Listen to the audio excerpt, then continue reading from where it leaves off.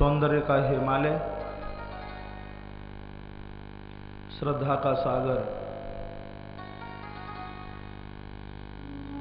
ऐसा रूप धारण किया है ऐसी सुंदर सी नगरी बालाघाट।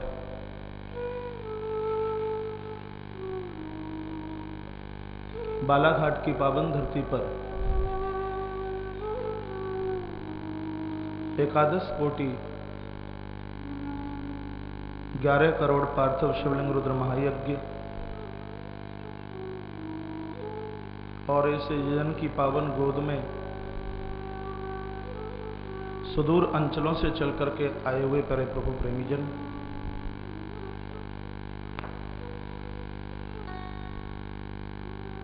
इस भव्य आयोजन के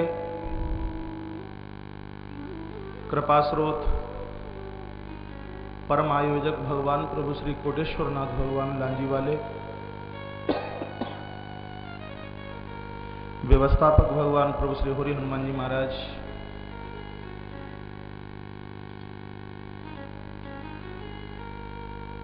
इस आयोजन के परम संयोजक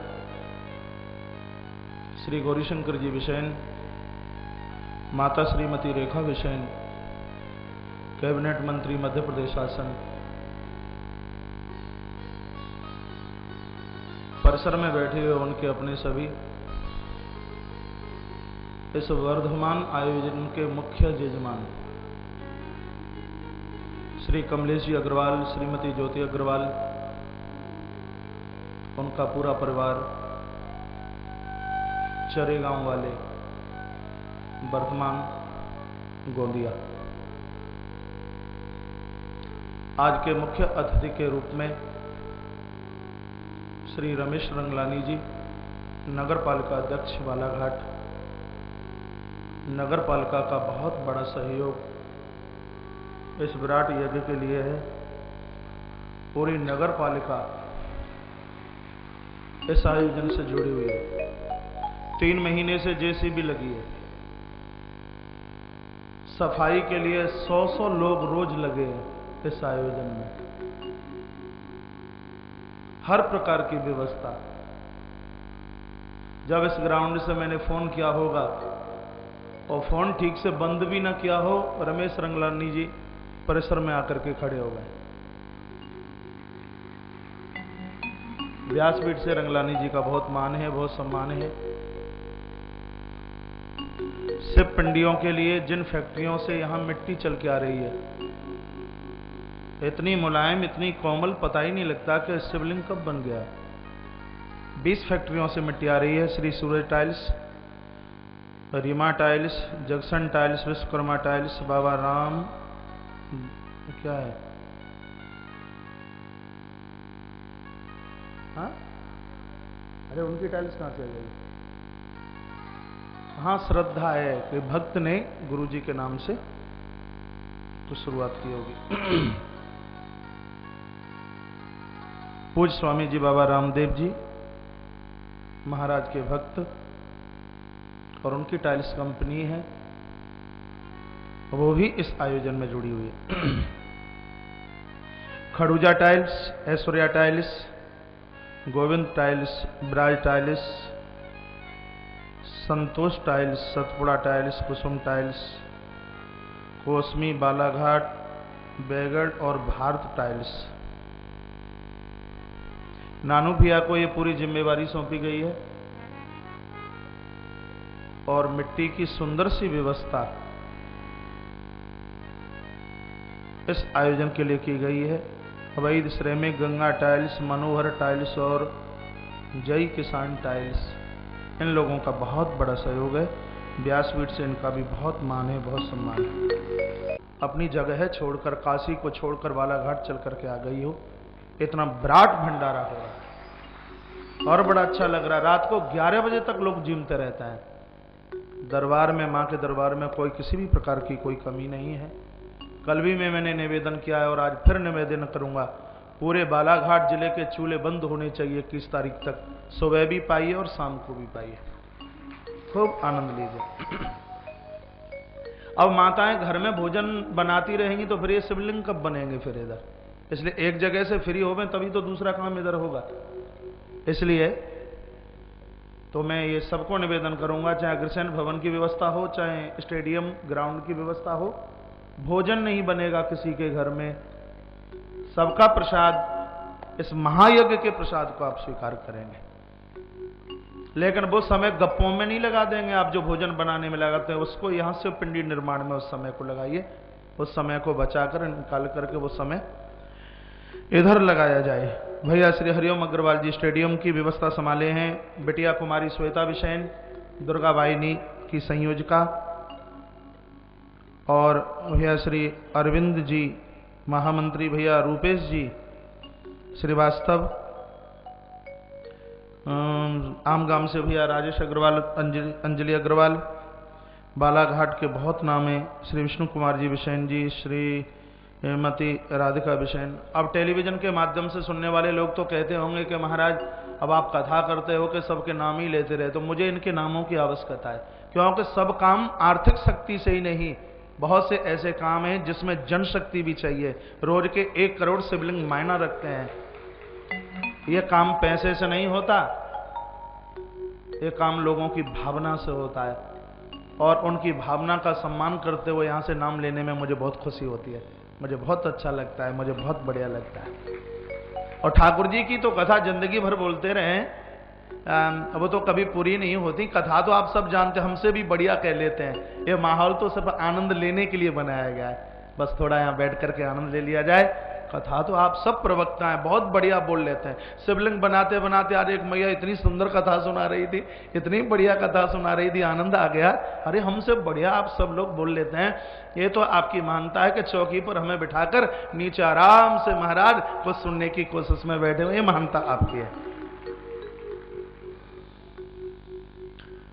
श्रीमती काशी विशेन, श्रीमती शांता तिवारी ब्रह्म समाज अध्यक्ष बालाघाट, मंडला से निमी परते, अभिलाषा कुशवाहा, शकुन सिंगौर, गुलाब कुशवाहा, और सिवनी से शांतु सिंह परते जी, और लखनऊ से कर्नल भूपेंद्र सिंह जी, इनकी बिटिया तहसीलदार है, परिसर में उनका बहुत मान सम्मान है। जुगल किशोर जी, माता चित्रा ठाकरे राठौर जी, रंबुधानेश्वर जी, और माता त्रिवेणी गोस्वामी जी परिसर में हैं, उनका बहुत बहुत मान है, बहुत बहुत सम्मान है। दिल्ली से भैया वीरेंद्र अग्रवाल जी बहुत व्यवस्थाओं को संभाले हुए हैं। मुझे नहीं लगता कि इस परिसर में इनसे पहले कोई जागता हो, सबसे पीछे तो सोते हैं ये, और सबसे पहले जागते हैं। जागने में तो इन्होंने हमको भी फेल कर दिया। मैं तो जब खड़ा होता हूं तो मुझे लगता है कि खुटरुपुट की आवाज कहीं से आती है। जब मैं देखता हूं तो ये नहा धो करके परिसर में बिल्कुल तैयार होते हैं। 3 बजे नहा लेते हैं, 2:30 बजे नहा लेते हैं। और सबसे पहले ग्राउंड पर पहुंचने वाले 2 ही लोग हैं। सबसे पहले श्री दिलीप जी चौरसिया, श्री वीरेंद्र जी अग्रवाल, ये दिल्ली से चल करके आए हैं। बहुत मान है, बहुत सम्मान है भैया वीरेंद्र अग्रवाल जी का। श्री प्रमोद जी मालोटिया एवं मंजू मालोटिया नागपुर से, भैया राजेश अग्रवाल और बहन अंजू अग्रवाल नागपुर से, व्यासपीठ से उनका बहुत मान सम्मान है। भैया कमलेश जी के अग्रज भैया धनेन्द्र जी, उनका भतीजा भैया शैलेश, और उनका पूरा परिवार, उनका पूरा खानदान, एक एक करके यहाँ से लेते हुए वो सभी नाम। जोधपुर राजस्थान से श्री जगदीश बोरा जी सपरिवार सहित यहाँ पर विराजते हैं, पधारे हैं। मन करता है एक एक करके सबका नाम लिया जाए। हमारे वयोवृद्ध आयोजन के संरक्षक बाबूजी श्री रतनलाल जी कश्यप, उनका व्यासपीठ से बहुत मान, बहुत सम्मान। मुख्य जजमान के निमंत्रण आमंत्रण पर चल करके आए हुए इस आयोजन के संयोजका के रूप में माता रेखा विशेन मैया के निमंत्रण आमंत्रण पर चल करके आए हुए, उनके अपने सभी और परमात्मा के नौते पर चल करके आए हुए हम और आप सभी, व्यासपीठ से आप सबका मान, बहुत सम्मान है। लांजी के आज बहुत भक्त लोग मुझे दिखाई दे रहे हैं पंडाल में। भैया श्रीवास्तव जी अशोक जी भी बैठे हैं, और भी भैया ललित मिश्रा जी मुस्कुरा रहे हैं, इतना सुंदर अनाउंस करते हैं। हमारे आयोजन का एक चमकत्व है। भैया श्री ललित मिश्रा जी, माता माला मिश्रा परिसर में, इन सब महानुभावों का व्यासपीठ से बहुत मान सम्मान। भैया सत्यनारायण अग्रवाल जी जो बीजेपी के कोषाध्यक्ष हैं और इस आयोजन के आयोजक प्रभारी भी हैं, दिन रात अपने आप को सेवा में खपा दिया है पूरे परिवार ने, चाहे रमेश काका जी हों, चाहे भैया विजय, चाहे भैया प्रमोद, पूरा का पूरा परिवार, भैया कैलाश अग्रवाल जी, भैया भानु अग्रवाल, सब लोग, श्री नागरमल जी अग्रवाल जी इतनी जोरदारी से इस आयोजन में लगे हैं जितनी प्रशंसा मैं इनकी करूं उतनी कम है। कहा महाराज श्री जी आपका संकल्प हमारा संकल्प है, हम तो माला घुमाते हैं। बढ़िया तरह से ढंग से आयोजन संपन्न हो गए। श्री नागरमल जी भैया, बालक हितेश भैया, विजय सूद जी जो शिमला से पधारे हैं, ये व्यासपीठ मेरे आचार्य मंडल संगीतक बंधुओं के साथ आप सब लोगों का बहुत मान करता है, सम्मान करता है। संस्कार चैनल की चल कर के आई हुई पूरी टीम और टेलीविजन के माध्यम से संस्कार परिवार के सभी दार्शनिक श्रोता बंधु आप सभी के हृदय में बैठे हुए मैं भगवान सीताराम प्रभु और भगवान गौरीशंकर भगवान को वंदन और प्रणाम करते हुए आपकी श्रद्धा को नतमस्तक होता हूँ। एक बार जयकारा भगवान के नाम का। बोलिए बांके बिहारी लाल की जय, श्री हनुमंत लाल महाराज की जय। जय श्री राधे, श्री राधे, श्री राधे श्याम। और मुझे खुशी इस बात की भी हो रही है, बालाघाट में यदि पहुंचाने का यदि कोई अस्तित्व, कोई नीम और उसके तत्पश्चात इतना बड़ा विराट आयोजन यदि मैं स्मरण करूं और ध्यान करूं तो भैया अजय भगत को जाता है। इनके द्वारा पहली बार मैं श्री बालाघाट में चल के आया। इतना प्यारा बालक है। 20 तारीख को बोलूंगा जो बोलना है। कल आप व्यासपीठ के माध्यम से भगवान के प्राकट्य महोत्सव की चर्चा सुन रहे थे। भगवान श्री अवध में प्रकट हुए। महाराज दशरथ का आगना सुहावना हो गया। माता कौशल्या की उस कोख को लाखों बार नहीं करोड़ों करोड़ों बार प्रणाम, जिसने मेरे परमात्मा को निर्गुण से इस धरती पर सगुण बना दिया। धर्म संस्थापनार्थाय संभवामि युगे युगे, धर्म की स्थापना के लिए, अधर्मियों के मर्दन के लिए भगवान इस धराधाम पर चल करके आए। अवध के लोग अतिशय प्रसन्न हैं क्योंकि भगवान आए हैं इसलिए। लेकिन वन में एक महात्मा बहुत दुखी है, बहुत परेशान है। एक संत दुखी है। साधु के पास में कोई अपना दुख नहीं होता। संत दुखी होता है तो जगत के कल्याण के लिए, उसका अपना कोई निज दुख ही नहीं होता। इसलिए वो संत है, इसलिए वो महापुरुष है। जगतोद्धार के लिए, जगत कल्याण के लिए साधु इस धरती पर आकर के प्रकट हो।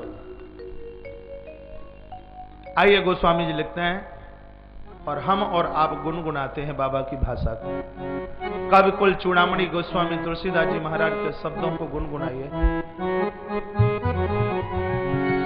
गाधी तनय मन चिंता व्यापे, गाधी तनय मन चिंता व्यापे, गाधी तनय मन चिंता व्यापे, गाधी तनय मन चिंता व्यापे। हरे बिनु मरगिन निश्चर पापी, हरि बिनु मरगिन निश्चर पापी, गाधे तनय मन चिंता व्यापे, गाधे तनय मन चिंता व्यापे। तब मुनि पर मन कीन विचारा, तब मुनि पर मन कीन विचारा, प्रभु अवतरे हो हरण महि भारा, प्रभु अवतरे हो हरण महि भारा। गाधे तनय मन चिंता व्यापे, गाधे तनय मन चिंता व्यापे। गाधी तनय मन चिंता व्यापे। एक संत को चिंता काय बात की है कि भागवत कृपा के बिना निशाचर नहीं मर सकते।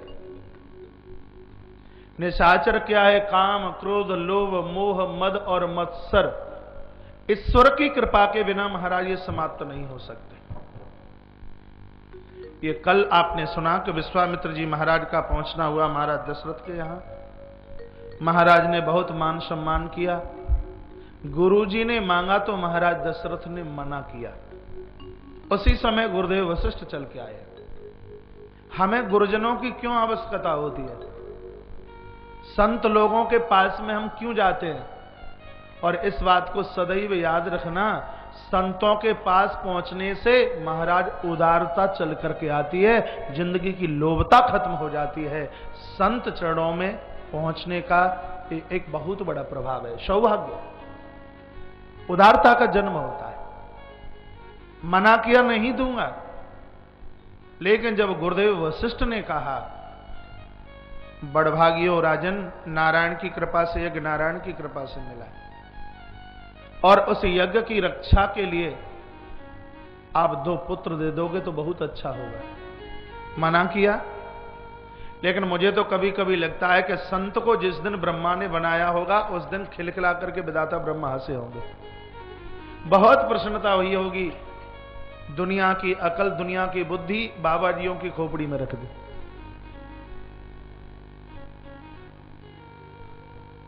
कान में कहा कि देख लीजिए, दे दोगे फायदे में रहोगे। अब फायदा क्या मिलेगा? लोग फायदे वाली बात ज्यादा सुनते हैं। फायदा क्या मिलेगा? कहा इधर से दुकेले जाएंगे और उधर से चौकले बन के आएंगे। इधर से जाएंगे 2 और उधर से फिर उसके दुगुने बन करके आएंगे। कहा समझे नहीं, अकेले जाएंगे उधर से बहू लेके आएंगे। तब वशिष्ठ बहु विधि समझ आवा। कहा महात्मा की कृपा से बड़ी सुंदर सी देवियां मिलेंगी इनको, देख लीजिए। तो कहा गुरुदेव वशिष्ठ की आवाज सुनकर महाराज दशरथ ने विश्वामित्र को, गुरुजी तुम तो 2 की बात कर रहे हो, 2 है नहीं, 4 ने ले जाओ, मुझे कोई दिक्कत नहीं, कोई परेशानी नहीं, 4 ने ले जाओ। क्यों? बहू आने की प्रसन्नता। अच्छा लगता है बेटे का विवाह हो गया, बढ़िया लगता है। बोल दिया, कहा मुझे 4 की जरूरत नहीं, हमें 2 दे दीजिए। वैराग्य और ब्रह्म दोनों को मांग लिया, समर्पण और विचार दोनों को मांग लिया। ध्यान रखना, जब तक बढ़िया विचार नहीं होंगे और जब तक पूर्ण समर्पण नहीं होगा तब तक जिंदगी के निशाचर समाप्त नहीं हो सकते। हमारे अंदर कामनाएं बड़ी हैं, कामुकता बड़ी है, हमारे अंदर व्यसनता बड़ी है, दुर्वासना बड़ी है। तो समझ लेना 2 चीज हमारे पास नहीं है। एक का नाम है समर्पण और दूसरे का नाम है विचार। जब पूर्ण समर्पण होता है, जब सुंदर विचार जीवन में चल करके आते हैं, तब जिंदगी में महाराज फिर किसी भी प्रकार का दोष नहीं रहता। ध्यान रखना, समर्पण और ये विचार किसके साथ जा रहे हैं? जो विश्वामित्र है, पूरी दुनिया को जिसने अपना मान रखा है। श्री राम मैं सब जग जानी, करहु प्रणाम जोरी जुग पानी। दोनों बालकों ने गुरुदेव के चरणों में वंदन प्रणाम किया है। सीधे राम और वैराग्य के प्रतीक श्री लखनलाल अपनी माताओं के चरणों में प्रणाम करने के लिए गए। क्या गजब की बात है, लखनलाल ने तो माता कौशल्या को प्रणाम किया और प्रभु राम ने सबसे पहले मां कैकेयी को प्रणाम किया। यही तो रामचरित्र है, यही तो राम जीवन है, यही तो राम की जिंदगी है। महान वो हैं जो अपनों से ज्यादा अपनों के जो अपने हैं उनको मानता है। बच्चे पहले पापा को प्रणाम करें ये बड़ी बात नहीं है।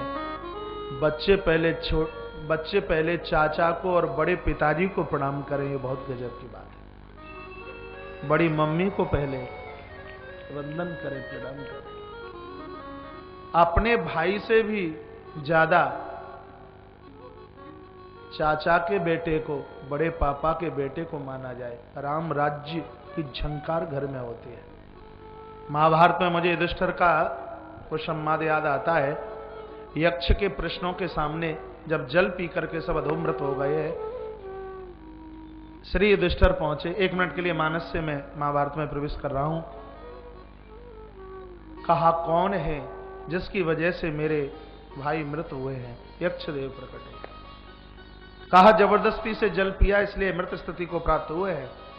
यदि तुम इनकी जिंदगी चाहते हो तो मेरे प्रश्न का समाधान कीजिए। लेकिन भाई एक ही जिंदा होगा। प्रश्न किए हैं, लंबी बात है, समाधान किया है। महाराज युधिष्ठिर ने, यक्षराज प्रसन्न हो गए और कहा कि इन 4 भाइयों में से तुम चाहो तो एक जीवित हो सकता है, मांग लीजिए। युधिष्ठिर रो पड़े और कहा कि मेरा भाई सहदेव जिंदा हो जाए। यक्ष ने पूछा, भीम तुम्हारा सगा भाई, अर्जुन तुम्हारा सगा भाई? माइक में बेस नहीं। तो नकुल और सहदेव तो एक विमाता के, तुमने नकुल और सहदेव के लिए जिंदगी क्यों मांगी? युधिष्ठिर क्या सुंदर जवाब देता है। युधिष्ठिर ने कहा, यक्षराज, दुनिया छोड़कर के तो मुझे भी जाना ही है। यदि कहीं मेरी माता माद्री ने मुझे यह पूछ लिया होता कि युधिष्ठिर, ये तुमने बहुत बड़ा अन्याय किया है, माता कुंती का तुम अकेले जिंदे थे, तो माद्री का भी तो एक जीवित होना चाहिए था। और उस समय युधिष्ठिर ने कहा कि मेरी माता कुंती भी हमसे ज्यादा स्नेह नकुल और सहदेव को करती है। जो हमारी मां ने हमें सिखाया और उसको हम ना पूरा करें तो धिक्कारता ये हमारे लिए होगी। ये महाराज युधिष्ठिर का वाक्य है। और जब ऐसे विचार, ऐसी भावनाएं जीवन में चल करके आती हैं, वो घर कभी उजड़ते नहीं, उन घरों का विकास होता है, उन घरों का उत्थान होता है। प्रभु राम ने पहले माता कैकेयी को प्रणाम किया, उसके बाद माता सुमित्रा को प्रणाम किया, और उसके बाद मां कौसल्या के चरणों में प्रभु राम ने अपना मस्तक रख दिया। श्री लखनलाल माताओं को प्रणाम करते हैं। पहली बार घर छोड़ा है, चले हैं, पीछे मुड़ मुड़ करके देखते हैं, आंखें भर आई। राम और लक्ष्मण बहुत रोए, बहुत रोए। तत्पश्चात गुरुदेव के साथ में चल पड़े। मैं एक पक्ष में नहीं हूं।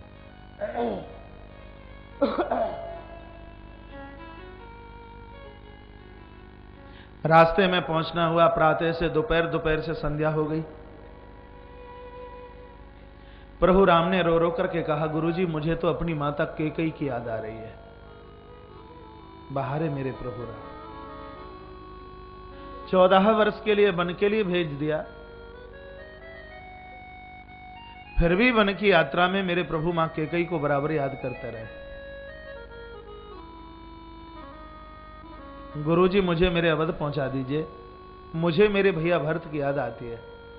न जाने मेरा शत्रुघ्न कैसा होगा, अच्छा नहीं लग रहा मुझे।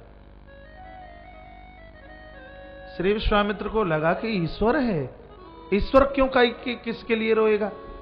लगता है कि ईश्वर के बदले किसी साधारण बच्चे को पकड़ के ले आया। तब तक श्री लखनलाल आकर के बोले, कहा बाबा हमारी मैया इतनी देर में 4-4 बार हमें खिलाई देती, और तुमने तो बाल भोग के काजे उन्हें पूछी हमें। बाल भोग जानते हो? आपकी भाषा में कलेवा, नाश्ता। हमें तो भूख लगी है। श्री विश्वामित्र जी महाराज समझ गए कि साधारण बच्चे हैं। इतने में सामने से पूतना घुर्राट की आवाज करती हुई झाड़ी से बाहर निकल के आई।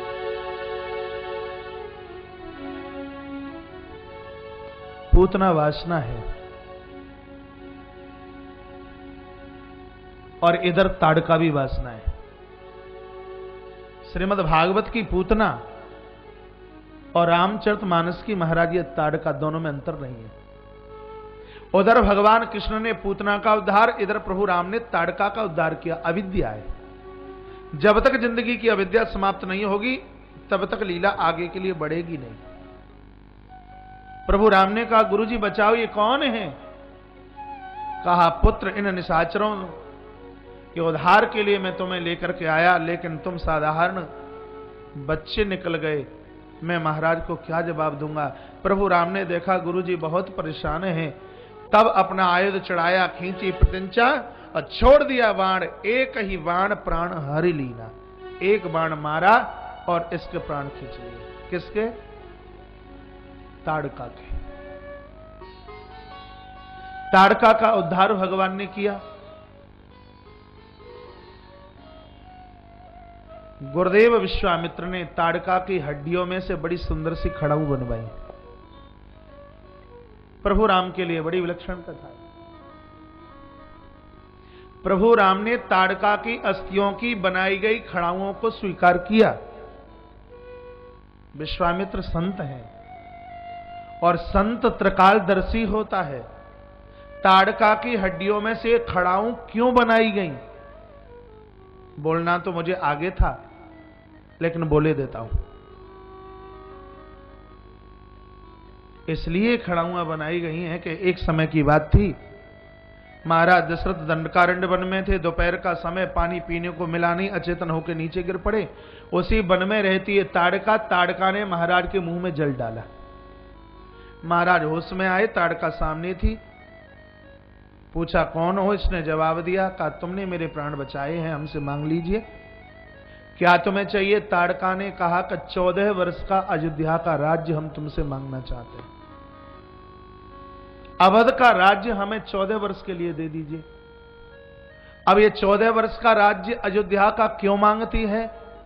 क्योंकि अयोध्या के राज सिंहासन की 14 सीढ़ियां हैं और वहां का ऐसा नियम, एक वर्ष में राजा एक सीढ़ी पर, दूसरे वर्ष में दूसरी सीढ़ी पर।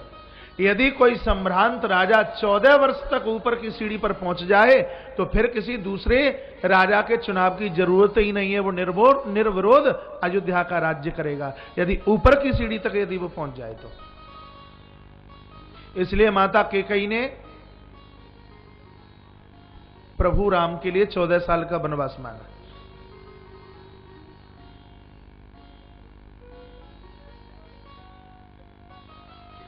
बोलिए रामचंद्र भगवान की जय, शंकर भगवान की जय। जय जय श्री जय जय श्री जय जय श्री राधे श्याम। महाराज दशरथ ने कहा कि वरदान हमने तुम्हें दिया।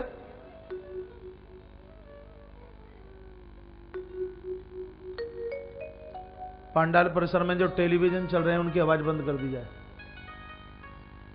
एलसीडियां, उनकी आवाज मंच तक आ रही है। भैया विजय अग्रवाल,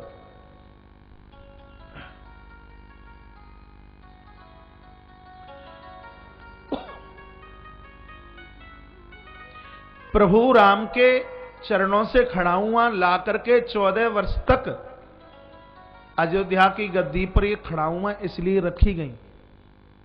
जब श्री भरतलाल जी ने प्रभु से आग्रह किया कि भगवान आप चलिए, तो भगवान कहते मेरी खड़ाऊं को ले जाइए। ये खड़ाऊं अयोध्या की गद्दी पर 14 वर्ष के लिए शासन करेंगे। भरत ने पूछा ऐसा क्यों?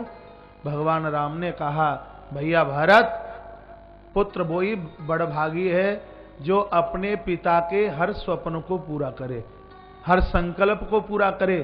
ताड़का को 14 वर्ष का शासन दिया गया। ताड़का को 14 वर्ष का शासन अयोध्या का दिया गया और ताड़का की हो गई मृत्यु। तो मेरे पिताजी ने जो संकल्पित किया और वो पूरा हुआ नहीं, तो उसकी हड्डियों की बनाई हुई सुरक्षित खड़ा